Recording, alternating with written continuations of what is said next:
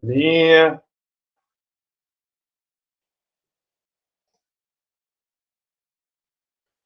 E aí a gente vai lá, então. Beleza? Então, lembrando aqui da questão dos biomas, né? Então, o bioma, né, na visão muito simplificada da coisa, né, bioma nada mais é do que uma comunidade, um conjunto de elementos bióticos e abióticos, né, que vão ser sistematizados sobre uma dada região, e essa região, por sua vez, ela é composta por alguns elementos naturais distintos, que vão desde o clima, o relevo, a geologia, o solo, etc, etc, etc. Certo? Então, é um assunto também que é muito falado em ecologia, né, lá pelo professor de ciências biológicas, certo? Então, assim, de maneira geral, a Terra vai ter várias sistemas, né? E aí, dentro da Terra, né, a parte que concentra a vida propriamente dita, chamada de biosfera, tá? Então, fiquem ligados nesse tema aqui, né? E aí, galera, olha só, quando a gente pega, né, as camadas da Terra, né, a atmosfera, que a gente falou que tem a função de proteger a Terra dos raios solares, né, que ela é composta por diferentes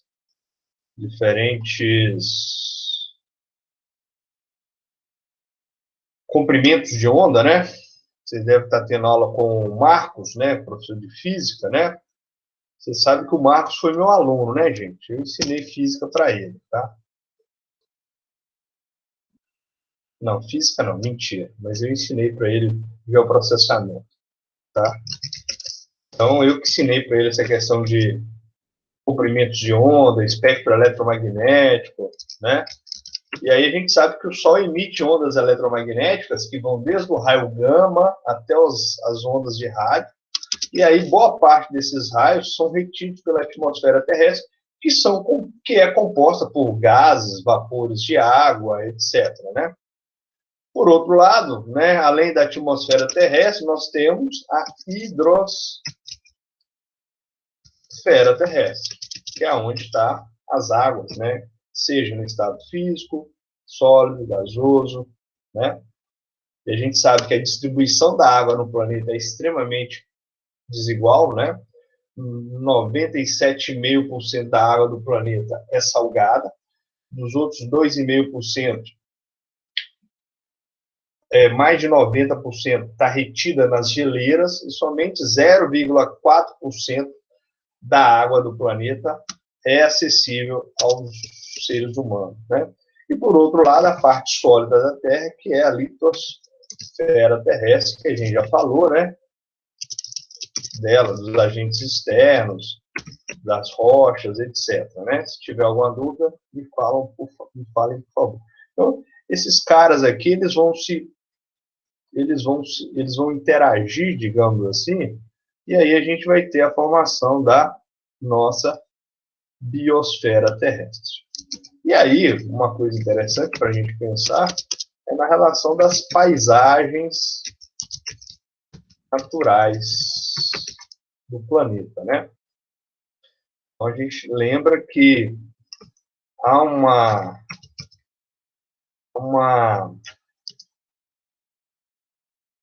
desertos, as florestas.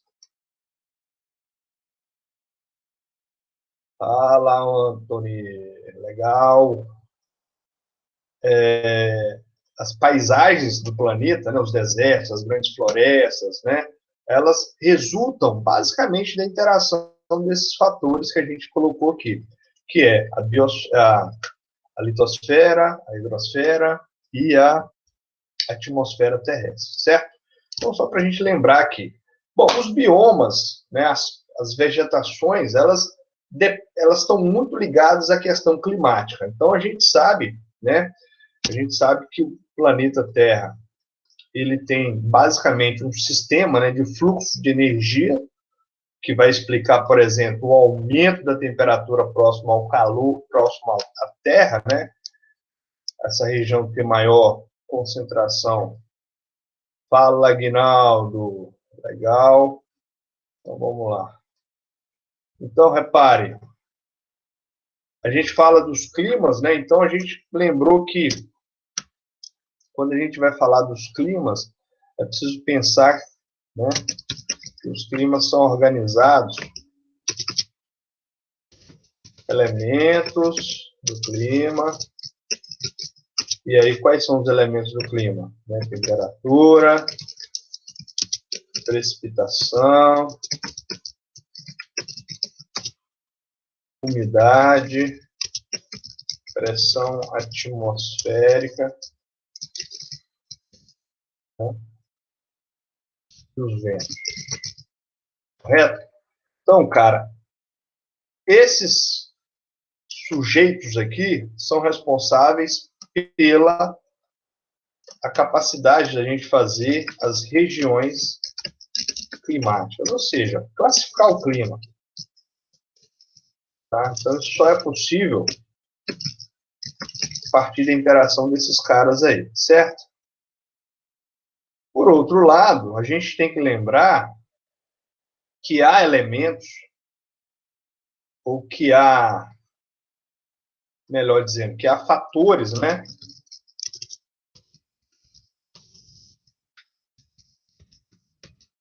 que vão influenciar nos climas. Bom, o que seria isso? Né? A latitude, o esqueminha aí está dando para ver isso bem didático, né? A latitude, o relevo, né? As massas de ar, a vegetação, né? As correntes marinhas. Então, são coisas que vão estar relacionadas à questão climática. E aí a gente sabe que os climas, né, basicamente vão ser classificados de acordo com questões básicas, temperatura, precipitação, coisas do tipo. Então a gente tem lá os grandes domínios climáticos, né, a região equatorial, você tem que lembrar de região que tem um clima quente, úmido, né, alta pluviosidade.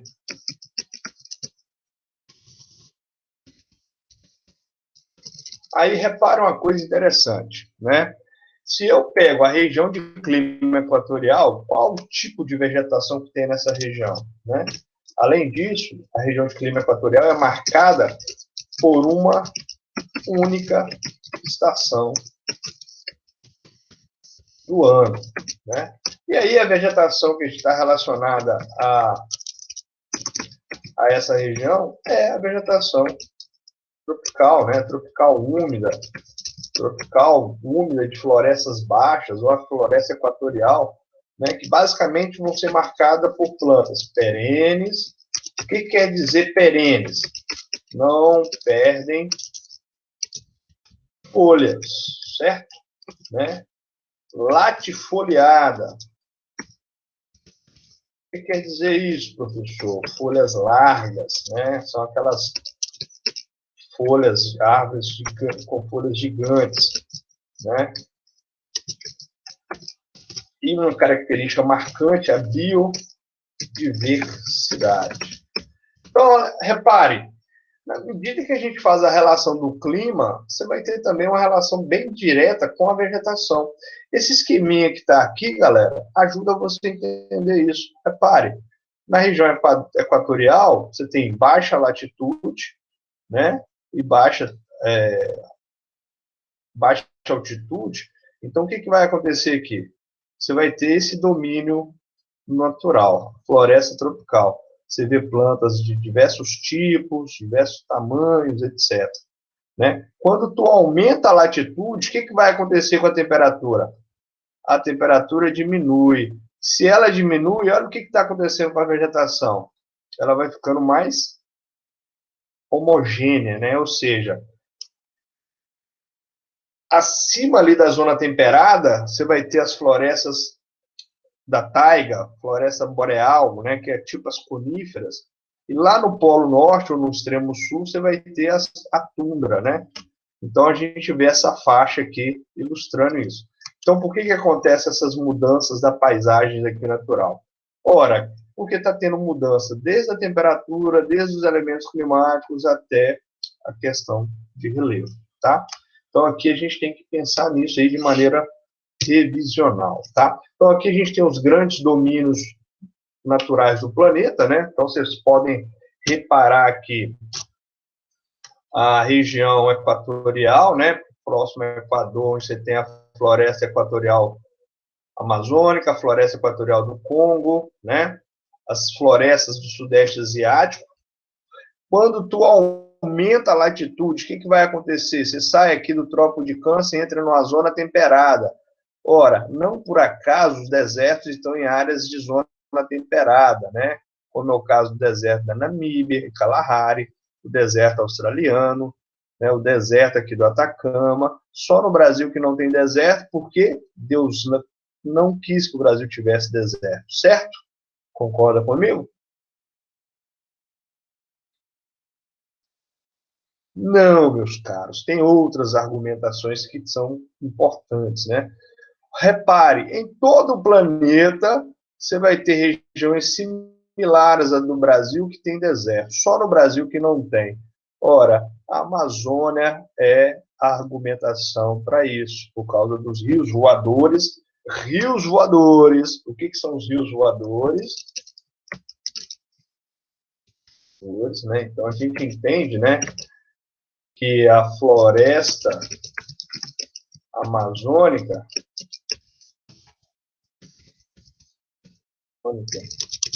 produz uma alta taxa de evapotranspiração. Ou seja, as árvores da Amazônia, elas bombeiam umidade para a atmosfera terrestre. Então, vocês têm a Amazônia ali numa região de baixa pressão atmosférica. Esse ar quente, úmido, né, por causa da sua conjectura geográfica, ele ascende para a atmosfera, encontra uma área de alta pressão atmosférica, condensa e aí forma chuva que são irrigadas, pulverizadas ao longo do sudeste brasileiro. Então, se acabar com a Amazônia, os rios voadores vão acabar e aí vai diminuir chuva para a gente. E agora você faz a conta, professor. Ai, como é que isso vai cair na prova? Eu não consigo entender, meu caro. Você pode ter questões que vão relacionar isso à agricultura. Olha, o custo de produzir ficando mais alto porque diminuiu a chuva, ou está tendo desequilíbrio climático. Os reservatórios de água estão ficando mais baixos, né? Então, as hidrelétricas estão diminuindo a vazão d'água. Então, isso vai aumentar o preço da sua energia, criatura, né? Sem falar no aumento de queimadas na região do Cerrado, do Pantanal, que esse ano teve, mas é por causa única e exclusivamente da falta de chuva. Não, não, não, não, não, não. Tem muita queimada criminosa, latifundiário. Pobre não tem dinheiro para queimar a Amazônia, para queimar Cerrado, né? 1 hectare queimado gasta R$ 1.000, R$ 1.500 para queimar isso aí. Então, o pobre não faz isso, o índio não faz isso, tá? Só para a gente lembrar que isso tem uma mão invisível nisso aí, certo? Beleza? Então, muito cuidado com esses detalhes. Quando a gente analisa essas macro-regiões, as que estão mais preservadas, a tundra, a floresta boreal, apesar da floresta boreal, a taiga ser muito utilizada tanto no Canadá quanto na Rússia para a indústria de madeira, celulose. A floresta temperada a europeia está toda destruída, né? Urbanização, agricultura, etc., já acabou com ela. Então, a gente tem as áreas florestais no Brasil muito bem preservadas até então, né? Quer dizer, não necessariamente, mas, enfim, né? Se comparado com outras regiões, mas nos últimos anos essas faixas tropicais vêm sofrendo interferência aí, certo? Alguma questão? Eu vou colocar o barulho do grilo, hein? Ah, Aguinaldo, boa, boa, boa, boa. O Nordeste vai muito bem, obrigado, né? o forró, o carnaval bom, aquelas praias, só sossego, só filé. Não, vamos pensar o Nordeste então. Vamos lá. Falando um pouquinho da questão do Nordeste aqui, já levando para os domínios morfoclimáticos, certo? Vamos lá então. Cara, olha só. Os domínios morfoclimáticos, eles resultam da junção, né? É uma classificação da paisagem brasileira que leva em consideração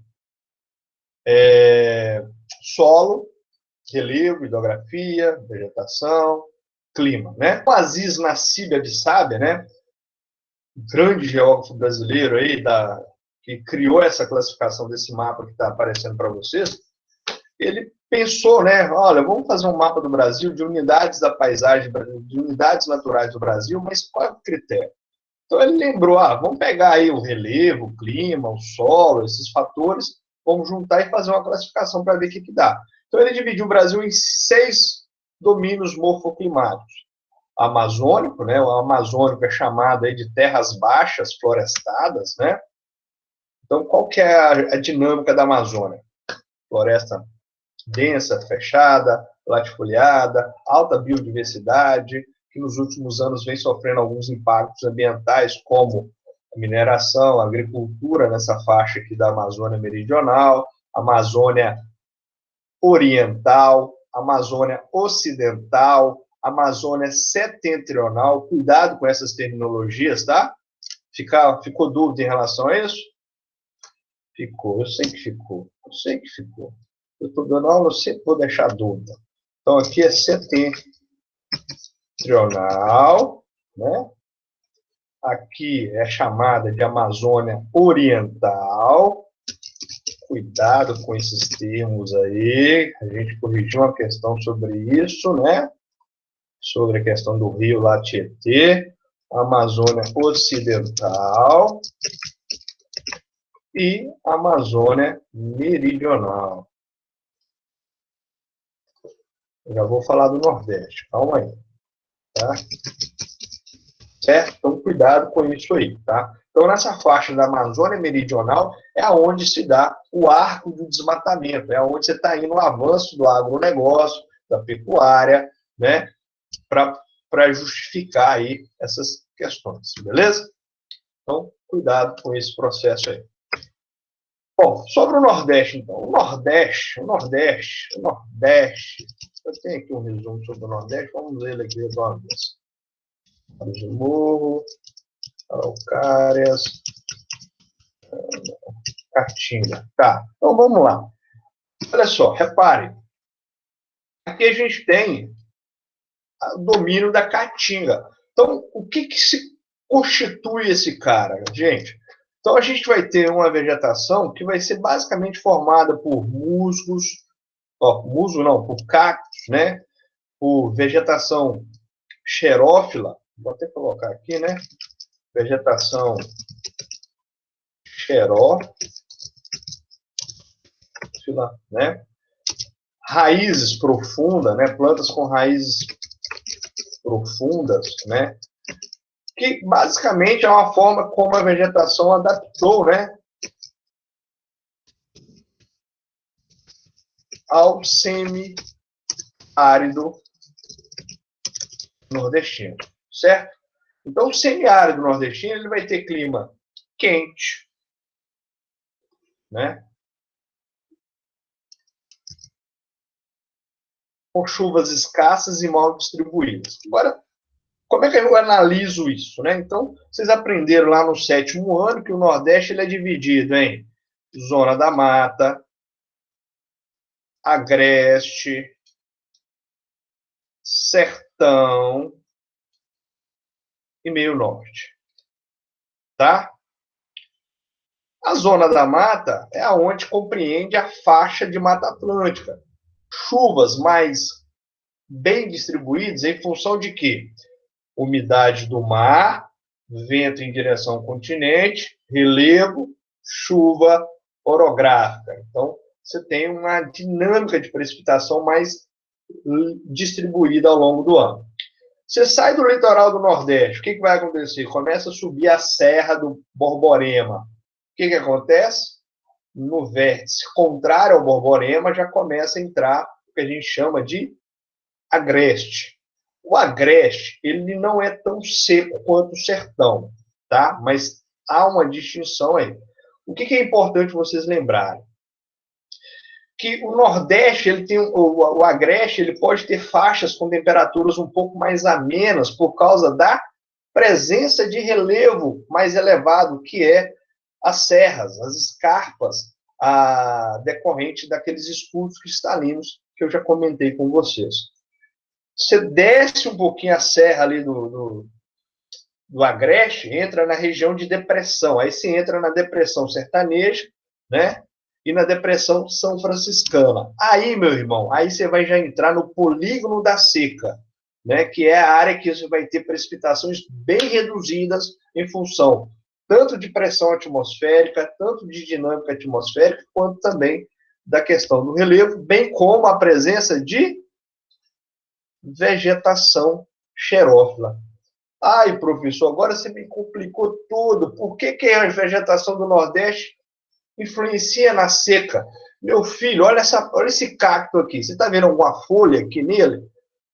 Esse cara, ele não transpira, digamos assim, como as plantas da Amazônia, que tem muita água. Então, por que esse cara não pode transpirar, não pode só liberar umidade para a atmosfera? Porque se ele fizer isso, ele morre seco por causa do calor. Então, o que ele faz? Em vez de ele liberar água, ele concentra a água. Se ele faz isso, é uma forma dele sobreviver aos longos períodos de estiagem. Entendeu? Então, a sua pergunta, Ignaldo, é interessante também a gente pensar aqui, cara, que essa região é onde vai ter o que a gente chama de desertificação no Brasil. Ou seja, o que quer dizer isso na prática, né? A desertificação, né, é a perda da capacidade agrícola dos solos, né, em função do avanço de dunas de areia. E em que lugares, em quais locais acontece isso? A desertificação. Ora, isso é comum em áreas semiáridas, subúmidas. Vou dar alguns exemplos. O Sahel, na África, né? O Nordeste brasileiro, são áreas suscetíveis à desertificação. Certo? Então, o principal problema ambiental aí que a gente destacaria é isso. Agora, tem que levar em consideração o fator humano, né, gente? O fator humano tem um peso importante nisso. Por quê? O Nordeste é uma região mais pobre, predomínio de agricultura rudimentar, né? Então, as práticas agrícolas têm interferência nisso. Então, se você usar menos tecnologia, queimada, vai desmatando e tal, usa água de maneira e tal, você aumenta os problemas ambientais dessa região. Um deles é a desertificação, certo? Detalhe importante, rios efêmeros, rios temporários, né? São rios que aparecem num período de tempo, depois seca, né? A única diferença aqui legal do Nordeste aqui, a gente vai ter que lembrar, é a presença do Velho Chico, né? Que nasce aqui na região do Canastra e vai em direção ao Nordeste, né? Atravessa o Vale Médio de São Francisco. E agora a gente lembra da transposição do São Francisco, projeto que é visto como, para alguns, benéfico, né? Para levar água nas áreas do semiárido nordestino, mas também tem vários problemas latifundiários, concentração de renda, os impactos ambientais, entre tantos outros aí, certo? Então, a gente tem esse detalhe aí, beleza?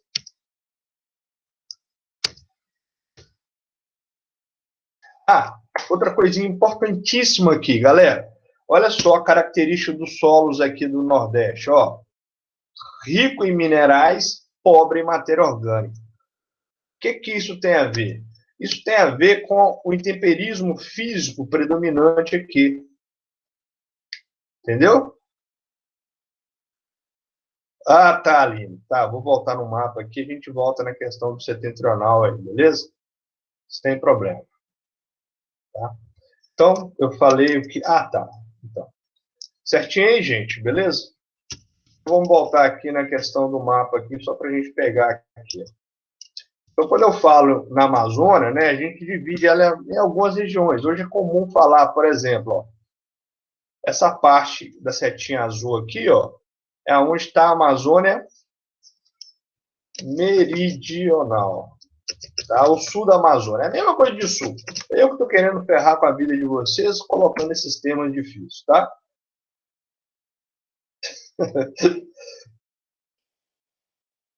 Aqui, mais ou menos, nessa porção aí, a gente fala que ali seria a Amazônia Oriental, tá? Nessa parte norte aqui, ó, a gente chama, né?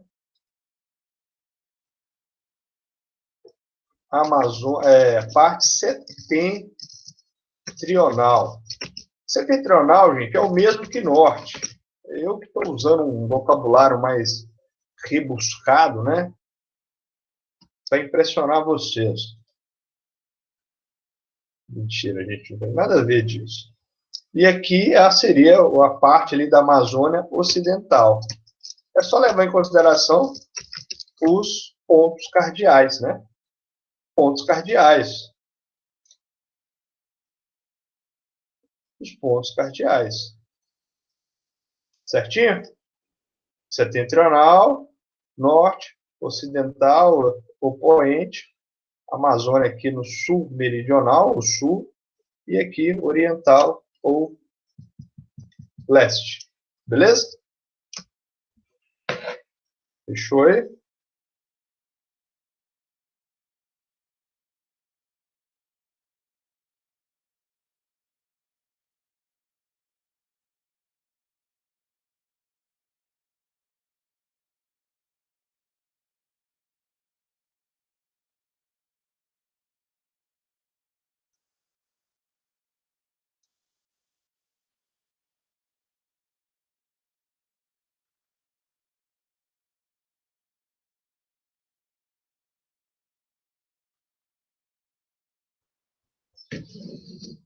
Beleza. Então vamos lá então. Deixa eu ver se tem mais alguma dúvida aqui. Certo. Mas isso é importante, tá? Isso não é luxo não, tá? Isso não é ostentação não, tá, Aline? Isso é importante saber aí, porque tem hora que a prova cobra isso aí. Bom, vamos lá então. É o seguinte, ó. Aí, depois da Amazônia, né? Estava falando do Nordeste, solos ricos em minerais, pobre em matéria-prima. Por que isso? Você tem um temperismo físico, cara. O temperismo físico predomina na região, tá? Já na Amazônia, olha só. Por que a gente chama a Amazônia de domínio de terras baixas florestadas? Você tem essa imensa planície, né? Uma planície composta por vegetação densa, com vários níveis, né? Você tem a mata de igapó, a terra firme, várzea, né? Onde você vai ter isso aqui, ó, galera. Quando vocês pegarem esse slide, tenta se ater a esse detalhezinho aqui. O clima equatorial, quente, úmido, né? Você tem uma bacia hidrográfica gigantesca, né? Com grandes quantidades de rios, rios em planície, rios em planaltos. Inclusive, né? Se a gente perguntar, qual que é a maior região, qual é a região de maior potencial hidroelétrico no Brasil? Cuidado, gente. Cuidado.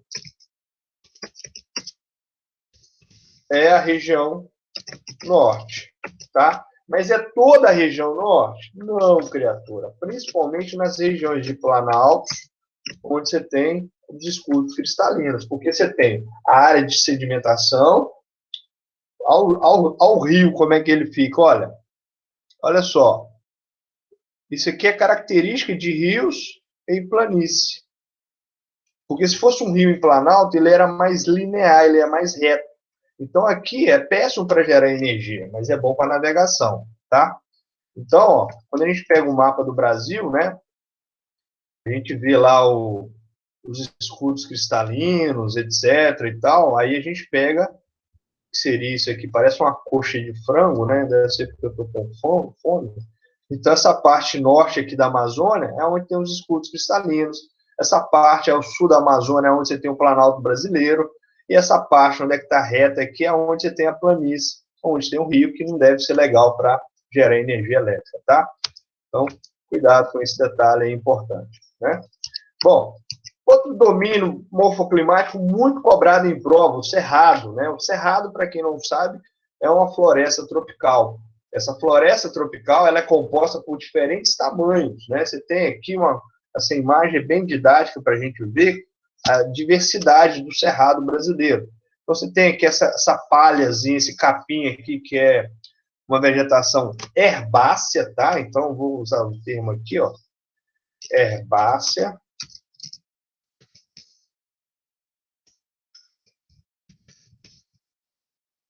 É vegetação rasteira, tá, gente? Só para a gente ilustrar. Depois você tem a arbustiva, né? Geralmente seriam essas plantinhas maiores aqui, né?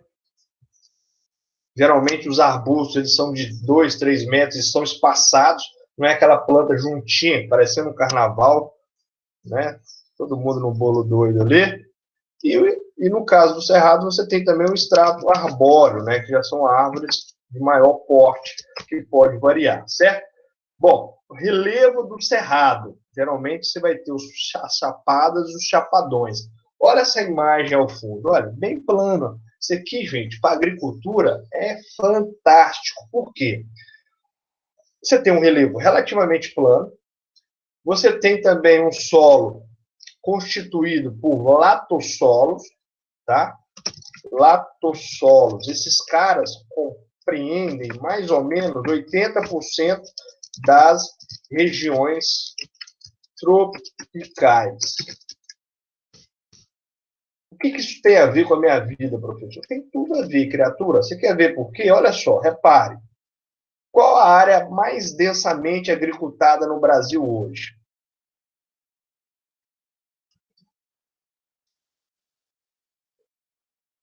Cerrado.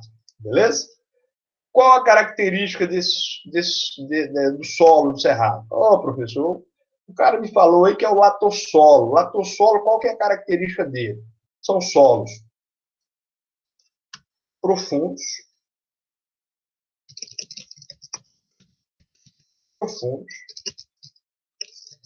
extremamente drenados,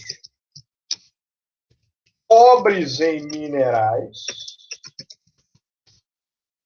tá? Só que tem um pequeno grande detalhe. Esse cara, por ser bem profundo, o que acontece?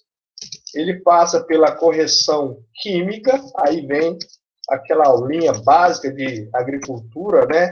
Onde fala da Revolução Verde, e aí a gente utiliza o que a gente chama de calagem, né? A correção química desse solo. Por quê? O solo natural do cerrado, ele é muito rico em alumínio, ele é muito ácido. Se você jogar o milho lá, ele não pega.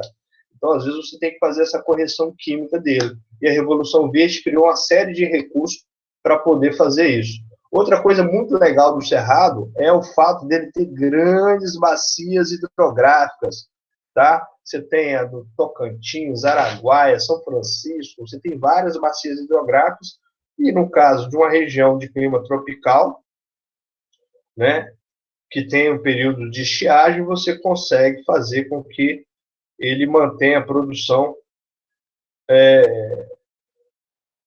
o ano todo. Por isso que o Brasil ele tem uma condição agrícola diferenciada, porque ele está numa zona tropical, né? Então produz o ano todo. Na Europa, o cara só produz na primavera, verão, certo? E a vegetação vai ter lá as árvores de casca grossa, cortiça, galhos retorcidos, raízes bem profundas, né? Que ajudam também no processo de infiltração de água, né? Então, isso tudo conta no cerrado. Os problemas ambientais desse cara, gente, desmatamento, expansão da fronteira agrícola, principalmente produção de grãos, tá? Hoje a gente tem as queimadas estão relacionadas ao avanço do agronegócio também, né?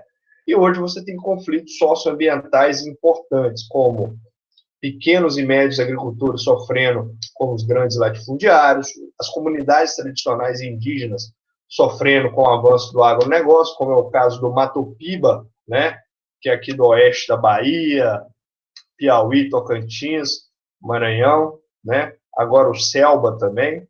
Então, são coisas que a gente tem que lembrar aí, beleza? Então, você tem uma rica diversidade. Aqui você tem o campo sujo, o campo limpo, vegetação herbácea, vegetação arbustiva, arbórea, que é o cerrado, o cerradão, e as matas de galerias, que são matas mais úmidas. Então, as margens do rio tem essa floresta mais densamente fechada e tal, beleza? E as grandes bacias hidrográficas que eu estava destacando, né? Para a gente lembrar aí. Tocantins, Araguaia, Xingu, Tapajós, entre outros, tá? Então, fica atento a esse detalhe aí, beleza? Bom, e os mares de morro, né, que são aquelas áreas que pega desde aqui do Nordeste brasileiro, vem aqui do Rio Grande do Norte, vai até o Rio Grande do Sul, né? Lembrando, galera, que esses domínios, os domínios de mares de morro, eles vão ter algumas especificidades. Se você está no litoral do Brasil, nas áreas de tabuleiro do Nordeste, você tem uma vegetação, você tem as restingas e os mangues, né? Cuidado, gente, cuidado com esses caras, né? Lembra que o ministro da educação, do meio ambiente queria promover leis para acabar com os mangues e as restingas, né? Qual que é a importância dessa vegetação? Os mangues são áreas de produção de peixes, crustáceos, uma rica biodiversidade depende dos mangues. Além disso, eles têm um papel de comunidades que vivem do caranguejo, né? Você tem até a figura do quem não conhece, né? O Chico Sainz, Nação Zumbi, né? O Mangue Beach de Recife, né? Que lembra ali a questão da periferia, lembra José de Castro com fome, com a questão da fome. Então, são coisas interessantes também para a gente lembrar. Então, o mangue, assim como as restingas, né, que são aquelas plantas que ficam por cima da areia, da praia, assim, sabe? Aquilo tem uma função ecológica fantástica, controla a erosão, evita a movimentação de dunas e tal. Então, o ministro queria acabar com isso para poder aumentar a expansão imobiliária, que boa parte do litoral brasileiro já está toda ferrada já por causa disso, né? Então, se você perde os mangues, pega essas restingas, você vai ter impactos ambientais gigantescos de ordem hidrológica, de ordem biológica, né? Entre outras, tá? Então, cuidado com isso. Na nossa região, a gente vai ter os planaltos, né? Os mares de morro, né? As colinas côncavas, convexas, né? Eu lembro que quando eu aprendi isso na faculdade, o professor de geografia que me ensinou isso, fez uma analogia muito... deixa para lá, não vem ao caso, tá? Mas, enfim, vocês imaginem aí as colinas côncavas e as colinas convexas. Por que você tem essa forma de ondinhas aí, né? Porque aqui você vai ter o processo erosivo, né? Isso é resultado de processo erosivo que tem a ver com o clima dessa região. Qual que é o clima que tem predominante? Galera, clima tropical, quente, com duas estações bem definidas, chuvosas. Diferente do cerrado, os solos já são férteis, você tem agricultura na região. Né? Por quê? Você tem escudos cristalinos, temperismo, solos ricos em ferro, argila, minerais, que ajudam na fertilidade do solo, certo?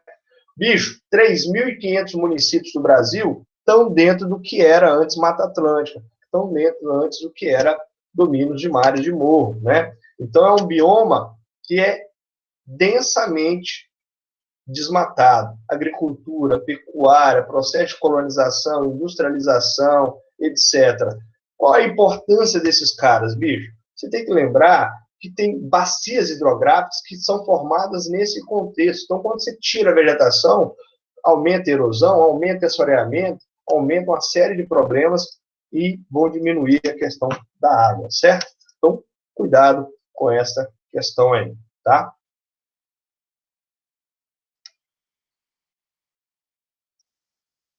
Questões, deixa eu ver.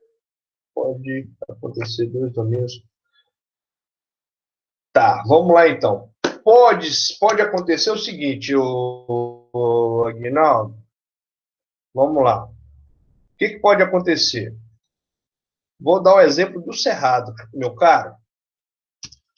Olha o que acontece com esse mapa aqui. Como é que você interpreta o Cerrado aqui nesse mapa? Essa mancha mais laranjada. Se você observar o Cerrado, ele conecta com todos os outros biomas do Brasil, bicho. Olha que coisa interessante.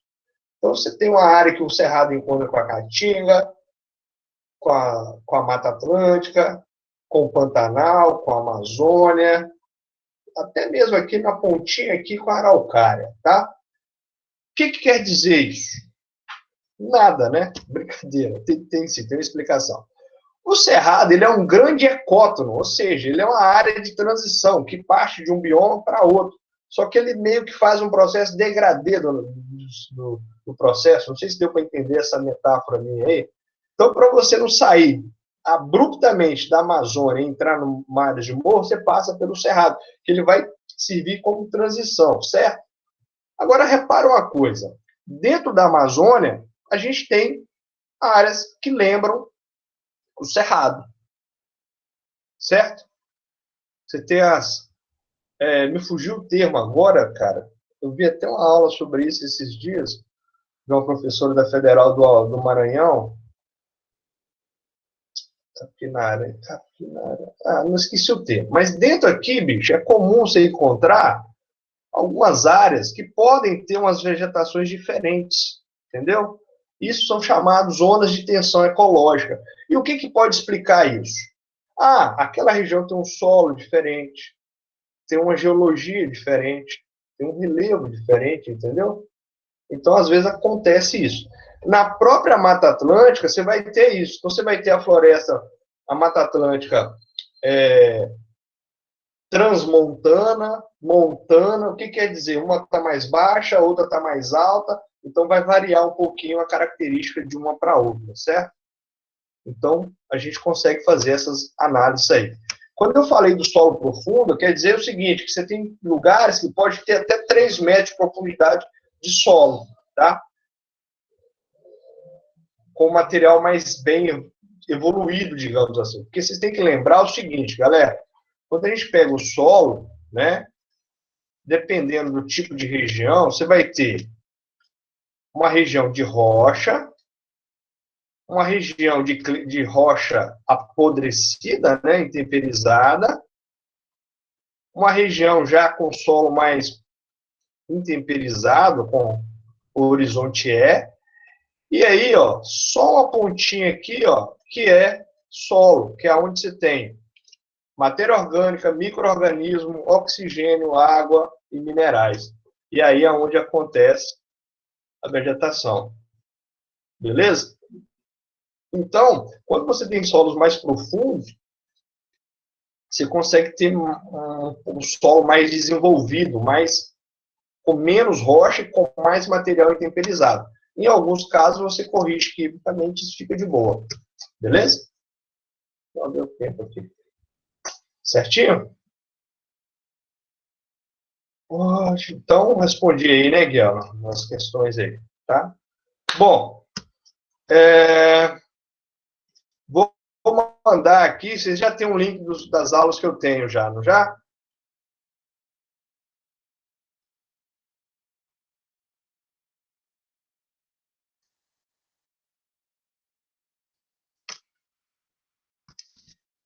Então, ó,